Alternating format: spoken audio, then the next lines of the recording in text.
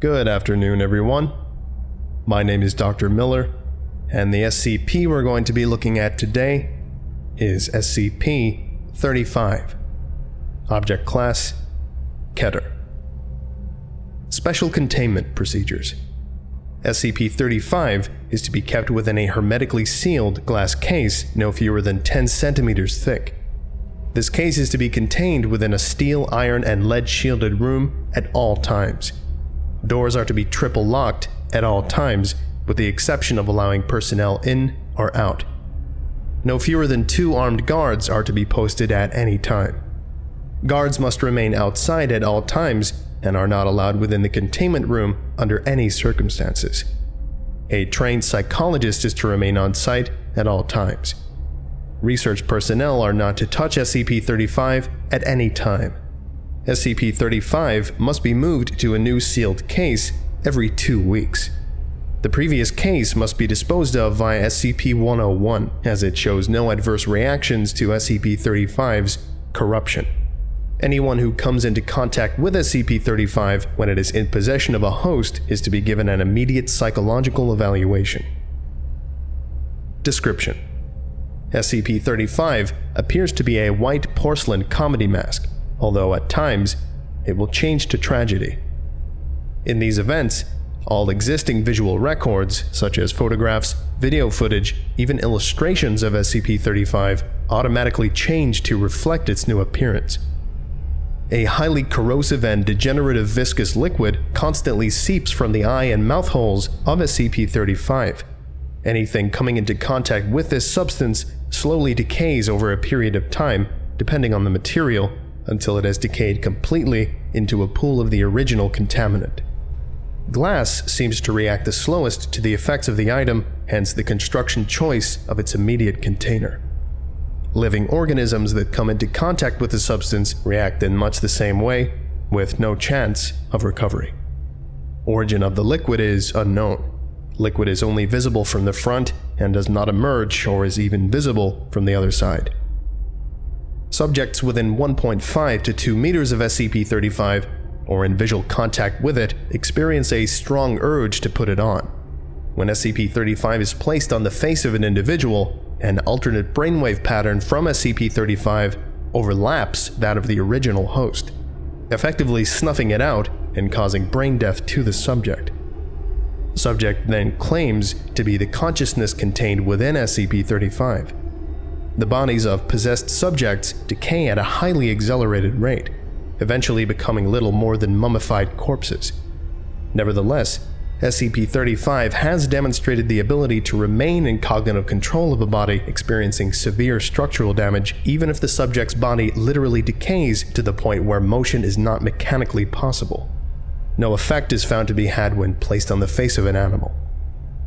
Conversations with SCP-035 have proven to be informative.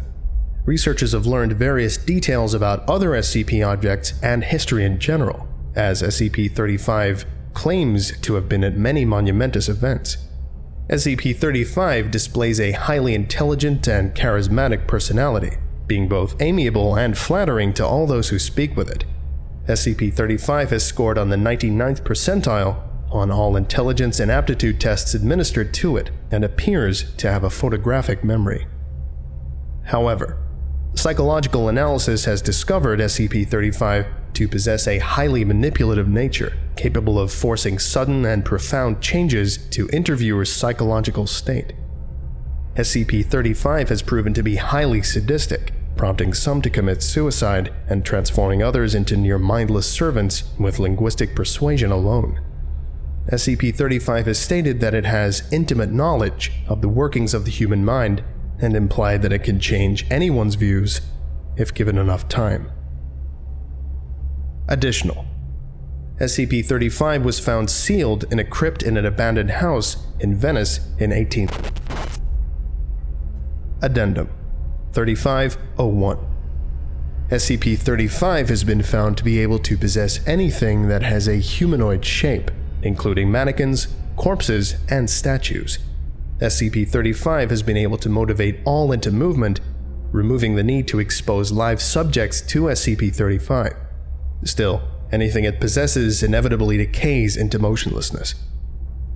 Addendum 3502. SCP-35 has facilitated an escape attempt, convincing several of the research staff to aid it in its bid for freedom. Insurrection failed. All staff that have been in contact with SCP-35 have been terminated, and mandatory psychiatric evaluations have been implemented for all personnel coming into contact with SCP-35. Addendum 3503.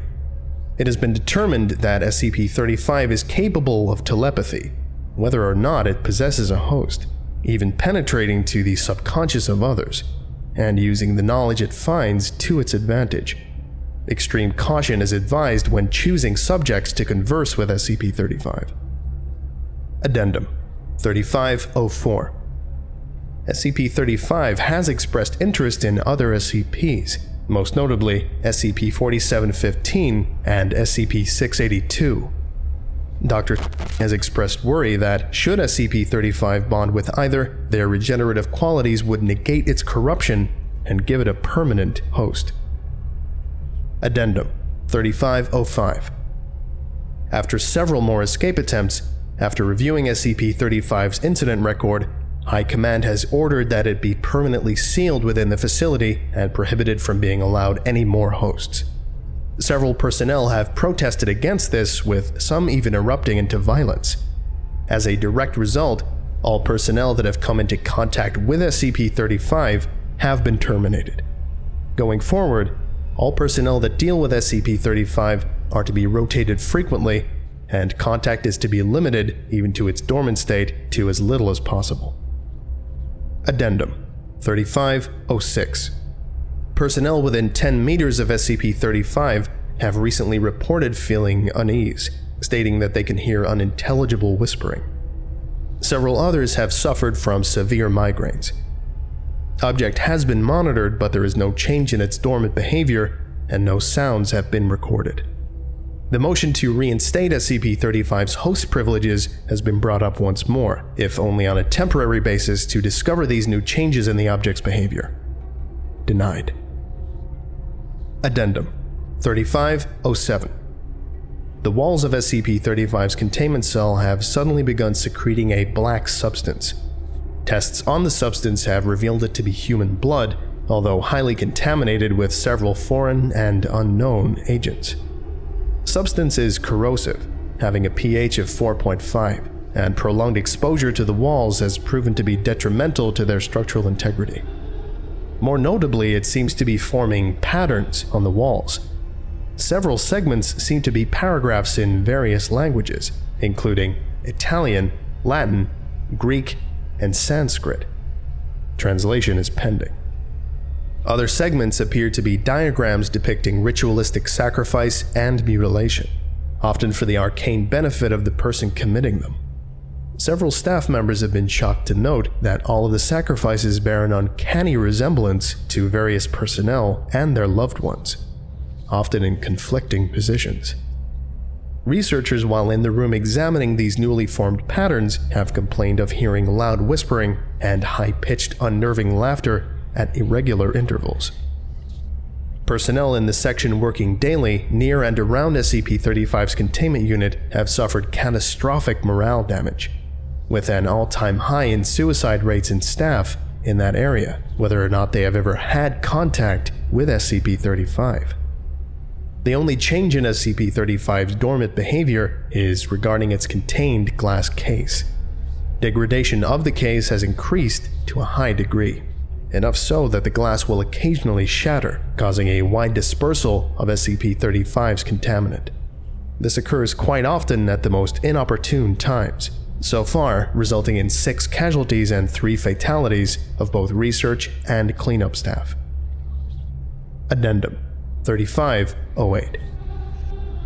In light of the mass suicide and homicide of the members of the research team tasked with translating the passages garnered from SCP-35's containment cell, the morale damage in the area, and general loss of staff dealing with SCP-35 to either death or insanity, it has been decided to coat the inner and outer walls of its containment cell with SCP-148, which has proved well in the containment of SCP-132, see document 132-01, in order to hopefully block out the high levels of negativity being emitted by SCP-35. Addendum 3509. The use of SCP-148 has worked well, causing morale and suicide rates to return to near pre-SCP-35 rates. However, the material appears to facilitate the negativity within its cell, causing a veritable greenhouse effect inside. Personnel inside the cell have stated that they feel a heavy sense of dread, fear, anger, and general depression, as well as hearing a constant, nearly inaudible whispering upon immediate entry. A prolonged stay causes severe migraines, suicidal tendencies, heavy hemorrhaging of blood vessels around the eyes and inside the mouth and nose, general hostility to others, and for the whispering to increase to almost deafening volumes, intersected by constant mocking laughter. Exposure of more than 3 hours inevitably results in the subject falling into a deep psychosis and attempting to harm either themselves or others. Most spoke Latin or Greek, despite the fact that several did not previously know how to speak said languages beforehand.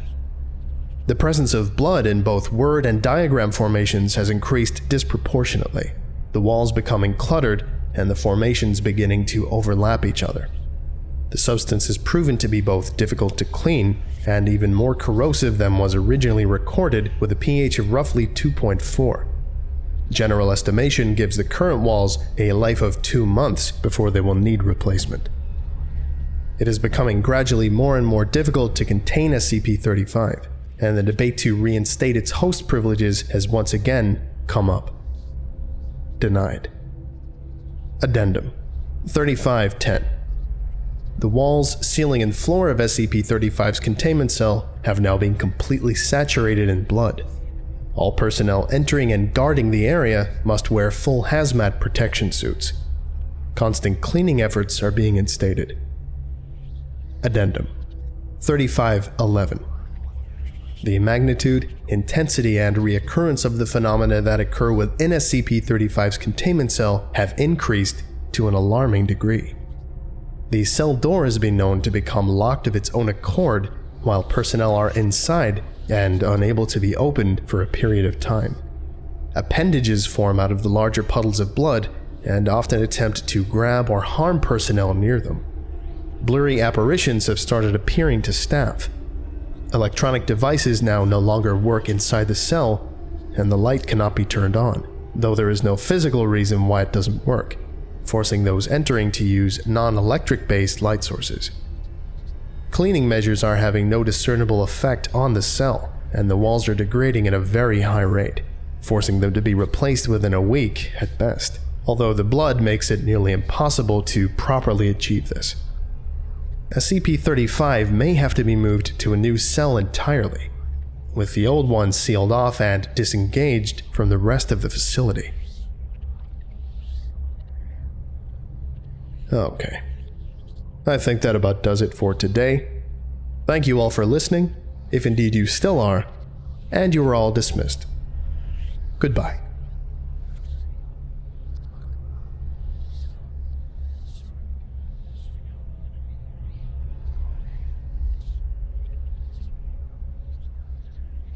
I would like to give a special thank you to The Morrigan, Mr. Blowup, James Saba, Arbiter Soul, It's Not a Spoon, Darius Tan, Artanis, Justin Day, NJ Vojak, Corey Barker, Chloe Harlan, Samurai Corgis, and Nathan.